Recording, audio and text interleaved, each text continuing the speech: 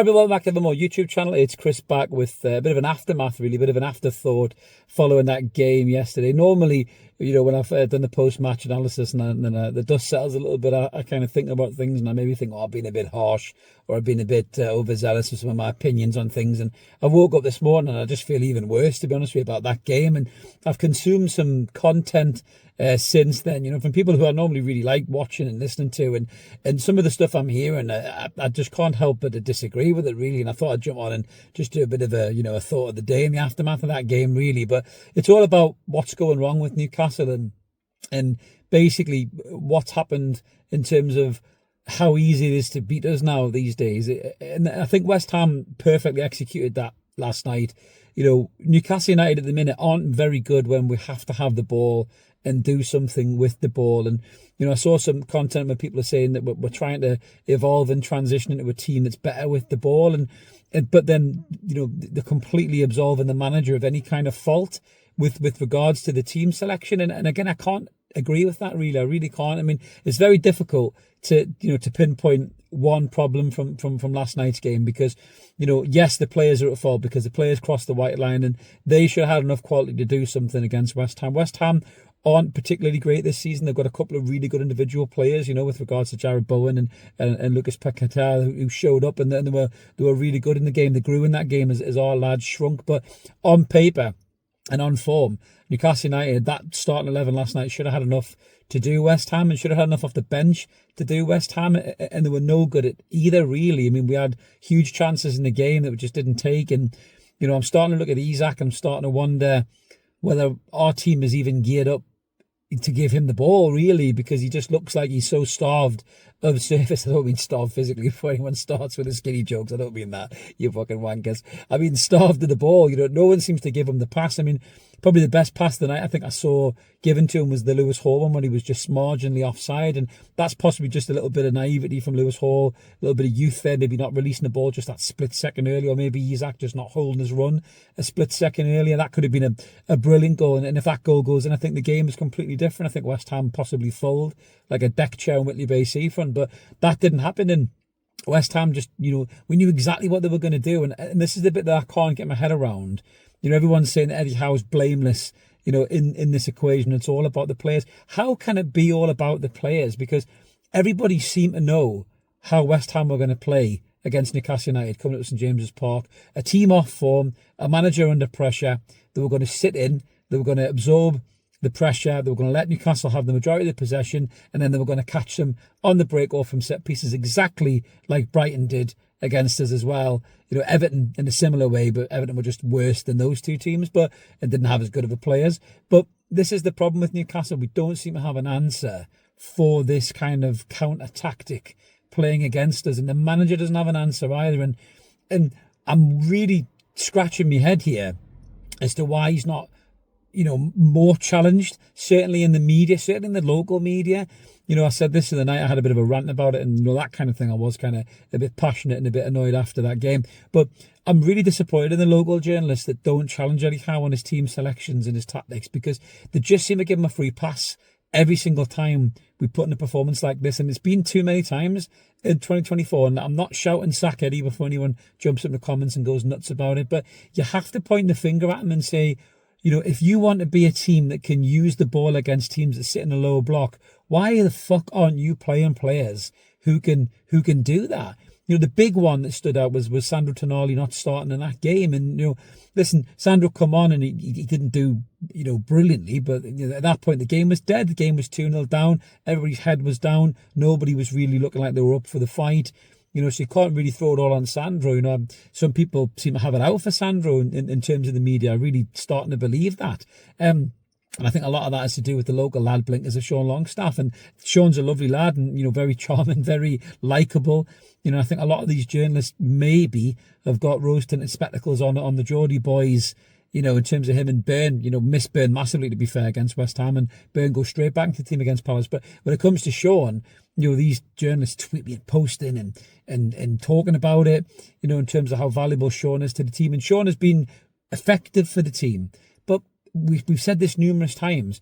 You know, we have a squad of players here, and some players are better for certain games than other players. And in a game where you're going to cede possession, like West Ham, like Everton, like Brighton when they came to St James's Park, to be fair, but they were much more dangerous on the break. When you're going to cede, possession, you're going to have the possession, the majority of the possession, and they're going to sit back and say, right, Newcastle, come break us down. Sean Longstaff is not the player for that. And Eddie Howe should know that. A manager of his experience, I know he's a young manager, but he should know that Sean Longstaff is not the player for that game, that Sandro Tonali is the player for that game because he's better on the ball. Another disappointing thing as well, why the fuck wasn't Louis Miley on the bench? We ended that game with Lewis Hall in midfield, Trippier at right back, and Tino at left back. So a total jumbled, messed up jigsaw puzzle of players. He dropped Louis Miley for squad reasons. And I know Louis coming back from fitness and, he's trying to get his fitness there, but he looks in good shape. We saw last year that Louis Miley, even at 17 years old against, Chelsea, Manchester United, Paris Saint-Germain, the kid is capable of getting on the ball and making that pass that Isak thrives on.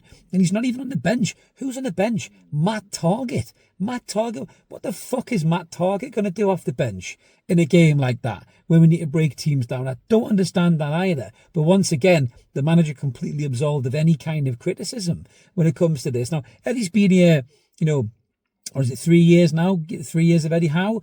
And there's been more good than bad. There's no doubt about that. I'm not going to take that away from him. But his in-game management is still very much up for question.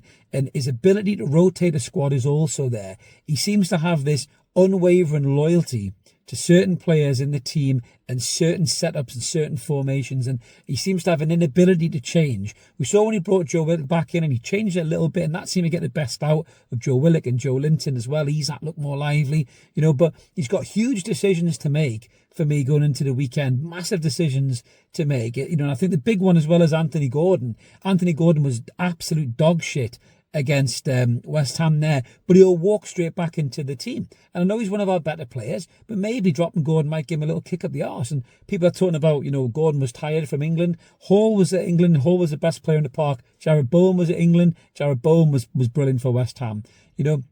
That just does not wash with me. The better we're going to become, the more our players are going to be away in international duty, not in a summer camp or a mid-season camp in Saudi Arabia. And you've got to question that now as well. Was it a wise idea to drag the whole squad over to Saudi Arabia and take them to the boxing? They come back and put in a performance like that.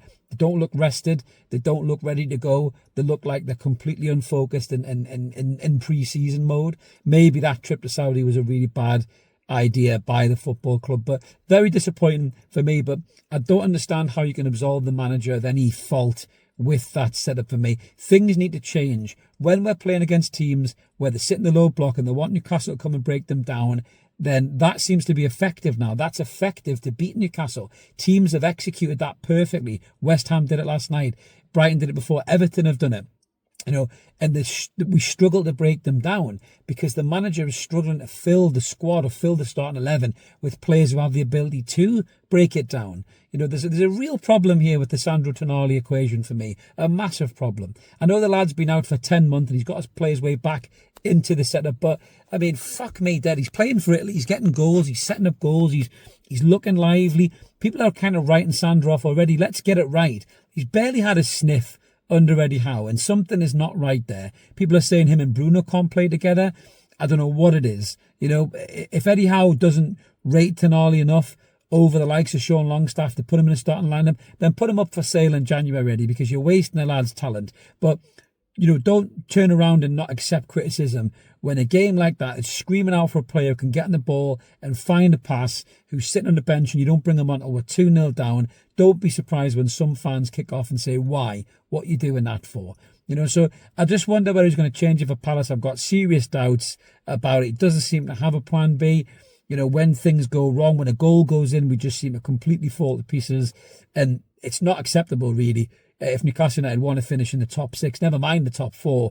Top 4 teams don't play like that. I know City are on a bad run, so people might throw that at me in the comments. But for me, that was terrible by Newcastle United. And we've seen that game way too many times in 2024. You know, if you need to add personnel in January, you got to add personnel in January. But we're already seeing the excuses coming out of we need to sell before we buy. The money's not quite there. You know, you see Jacob Murphy coming on last night. Again, some of these players have got this really weird cult-like status with the fan base because they're good crack and they wave on little social media videos the club put out. People think they're worth it. Murphy was dreadful when he come on. Murphy is not a good footballer. He runs and he's a breath of fresh air, and he's positive, he's smiling and all that, and he's very likeable. But you don't win games just putting out canny lads over good players. I've said that numerous times. You know, Harvey Barnes, Sandro Tonali, those two players could have, I think, made a big difference from the start in that game. And we possibly might not have ended up in a situation where we were 1 goal down, let alone 2 goals down. But, you know, some of the goals, I mean, the Lloyd Kelly as well.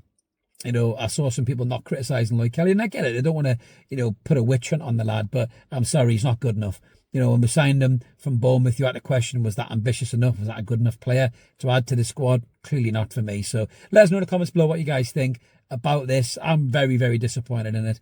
And Eddie Howe's got some big questions to answer on Saturday. And if we don't get a result against Palace, the pressure will continue to mount on the manager. Like and subscribe, guys. Keep it ever more. We'll catch you later. Take it easy.